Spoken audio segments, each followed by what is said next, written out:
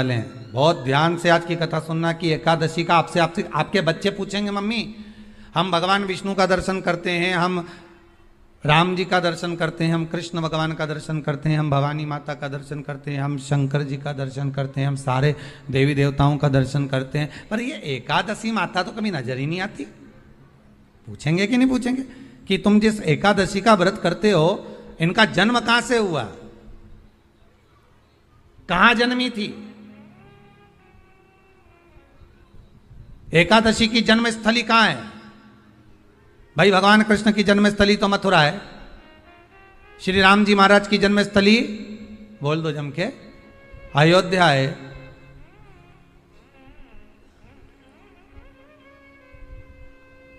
कोई आपसे पूछ ले कि एकादशी की जन्मस्थली कहां है तो आधे लोग तो बाल खुजाने में लग जाएंगे कि एकादशी आखिर पैदा कहां हुई थी, जन्म कहां लिया था, इसका जन्म हुआ कहां था, कहां जन्मी थी ये?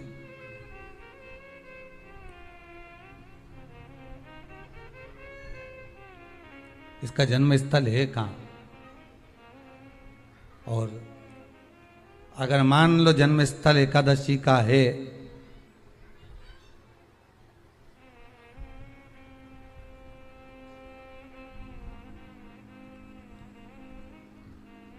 और एकादशी अगर जन्मी है, उसका जन्म हुआ है और दुनिया के लोग इतना व्रत करते हैं, उपवास करते हैं, तो फिर इसका जन्म स्थल कहां होगा? तो कहा इसका जो जन्म स्थल है वो बद्रीनाथ। कहां पर है? बद्रीनाथ। और उस बद्री विशाल में भी एक गुफा जिसका नाम है हेमवती। क्या नाम है? हेमवती। उस गुफा में एकादशी का जन्म स्थल है। बद्री विशाल में हेमवती गुफा जो 12 योजन अंदर प्रवेश करने जितनी है, 12 योजन की गुफा के अंदर, हेमवती के अंदर एकादशी का प्रागट्य हुआ था, एकादशी का जन्म हुआ था।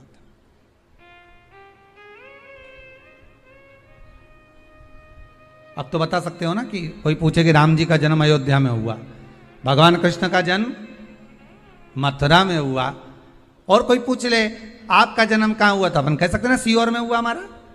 और आपसे कोई पूछे कहाँ हुए तो कहीं इंदौर में हुए, कि देवास में हुए, कि भोपाल में हुए, कि मुंबई में हुए, कि पूना में हुए, आपका तो बता दोगे। पर बच्चे आपसे पूछ ले मम्मी तू इतनी एकादशी का व्रत करती है, एकादशी का तू व्रत करती है और सबको करा देती है कि वल्लभ कुल की एकादशी करो, भले बकरी जैसे चरो पर एकादशी करो, और सबको एकादशी कराया, तो कोई पूछ ले कि एकादशी का जन्म कहां हुआ था, तो आप कह सकते हो कि बद्री विशाल में, हेमावती में, बद्री विशाल के हेमवती गुफा के अंदर जो 12 योजन की गुफा है, उस गुफा में एकादशी का जन्म हुआ है। कब हुआ?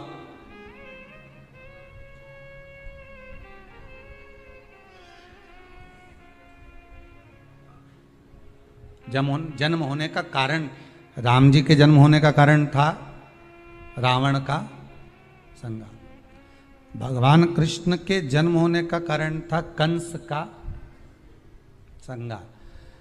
नरसिंह भगवान के जन्म होने का कारण, प्रकट होने का कारण था हिरण्यकशिपु का संहार।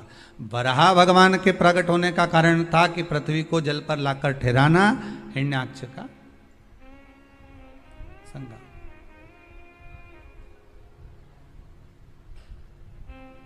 तो फिर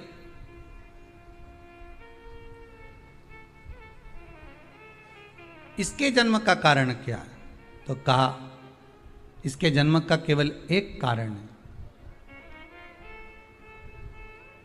सतयुग में, अब एक और बात का बहुत ध्यान दीजिएगा महाराज, सतयुग एक बार नहीं हुआ कि तुम सोचो कि सतयुग के बाद में द्वापर, त्रेता आ गया, त्रेता के बाद द्वापर आ गया, द्वापर के बाद कलयुग आ। एक सतयुग नहीं है, एक त्रेता नहीं है, एक द्वापर नहीं है, ना जाने कितने कितने सतयुग निकल गए, ना जाने कितने कितने द्वापर, त्रेता, कलयुग, ना जाने कितने निकल गए।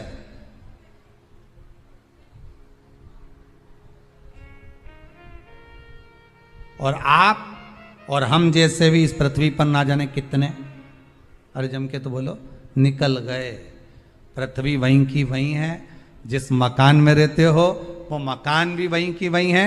बस कभी कभी एकदम प्लाट हो जाता है, फिर उस पर वापस बन जाता है, फिर क्लीन, फिर बन गया, फिर क्लीन, फिर बन गया। ना जाने कितने कितने कितने कितने जन्म हम ले चुके हैं और हमारे भी आगे का जन्म कितने जन्म होते रहेंगे। जमीन वहीं की वहीं रह जाएगी और अपन चले जाए, बस वो जगह वहीं रह गई।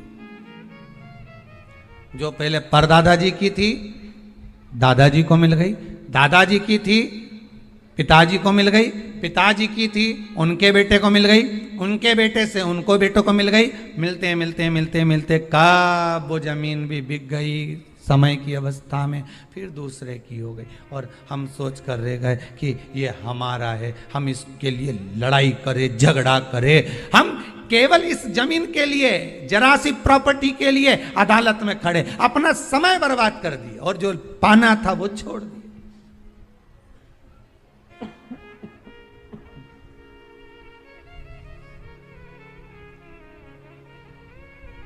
जो पाना था वो छोड़ दिया हमने।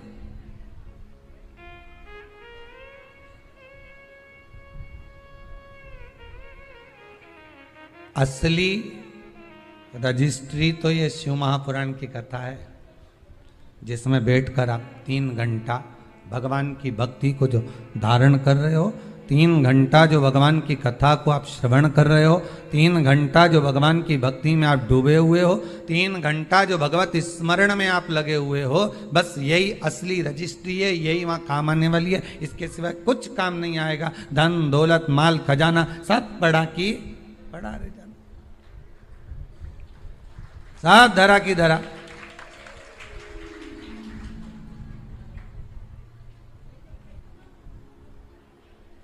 रह गया। वो एक लाइन आप लोग स्मरण करते होंगे, सज धज के जिस दिन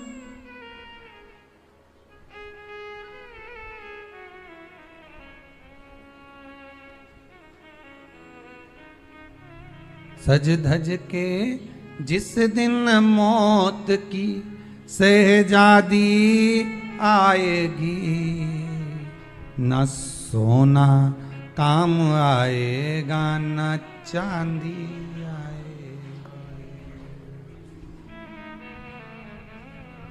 अलमारी में धरा की धरा रह जाएगा, लॉकर में पड़ा की पड़ा रह जाएगा। लॉकर में पड़ा की पड़ा है, अलमारी में धरा की धरा है। कपड़े भी सारे घड़ी बने की बने रहे, कपड़े भी धरे की धरे रह गए और सब पड़ा रह गया। कि छोटा सा तू कितने बड़े अरमान हैं तेरे, मट्टी का तो सोने जैसे मान है तेरे।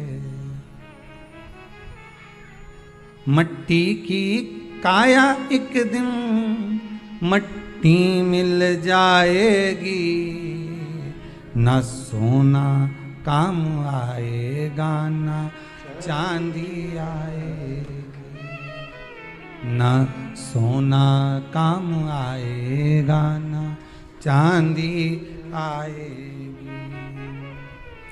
सज धज के जिस दिन मौत की शहजादी आएगी, ना सोना काम आएगा ना चांदी आएगी, ना सोना काम आएगा ना चांदी आएगी। सब पड़ा रह जाएगा, धरा की धरा रह जाएगा, सब पड़ा की पड़ा रह गया, जीव चला गया। श्री शिवाय नमस्तुभ्यं।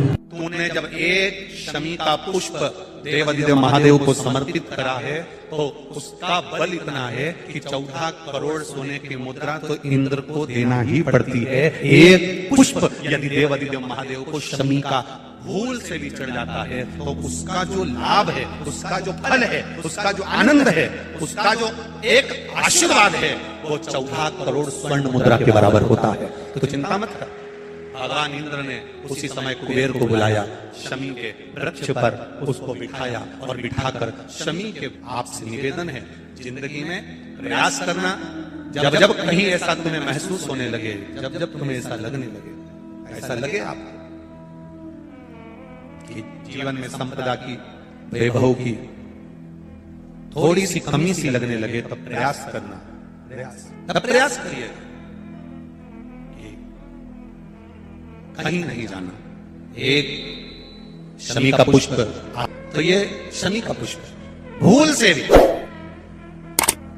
अगस्त से मार्च अप्रैल तक शमी का फूल आता, लगभग एक आध महीना कोई वृक्ष ऊपर नीचे हो सके तो हो जाए, पर समय यही देता है। लगभग प्रयास कर एक शमी का पुष्प भी अगर भूल से भी देवादिदेव महादेव को समर्पित हो जाता है, शंकर भगवान को भूल वश भी चढ़ जाता है, तो व्यक्ति खड्डे में नहीं गिरता, अगर गिर भी गया तो उबर कर वापस बाहर आ जाता है। धन वैभव संपदा में शमी पुष्प की बड़ी महत्वता।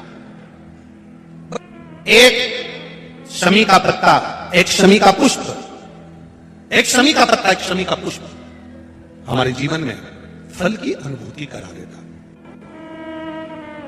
बस शमी की जो पत्ती होती है, शमी की जो पत्ती होती है, एक पत्ती में जितनी पत्तियां लगी होती हैं और एक पत्ती के अंदर, जरा ध्यान देंगे, जैसे इस पत्ती में ढेर सारी पत्तियां लगी हुई है, उस पत्ती में से भी एक पत्ती तोड़ोगे और एक पत्ती तोड़ने पर उस पत्ती को भी अगर गिनोगे तो उसमें बहुत सारी पत्तियां होती हैं। आज प्रयास करना, अगर कहीं आपको शमी की पत्ती मिले तो जैसे ये पत्ती, इस पत्ती को तोड़ा गया, इस पत्ती में से एक पत्ती निकाली गई और एक पत्ती निकालकर आप धीरे से रखना, उसमें भी बारीक बारीक बारीक बारीक बारीक बारीक बहुत सारी पत्तियां नजर आती हैं। शिव महापुराण की कथा कहती है जो सोमवार की अष्टमी हो या प्रदोष का व्रत हो या 12 महीने की शिवरात्रि हो या किसी भी दिन प्रदोष काल के अंतर्गत शंकर भगवान को एक शमी का पत्ता कोई भूलवश भी समर्पित कर देता है तो जितनी एक पत्ती में पत्तियां होती है और उस पत्ती के अंदर भी एक पत्ती को तोड़ने के बाद जितनी पत्तियां होती है उतने जन्म मृत्यु लोक में मनुष्य के नहीं होते। 84 लाख योनियों में से योनियां कट जाती हैं और देव योनि प्राप्त हो जाती है। एक शमी पत्र की इतनी महत्वता है, एक शमी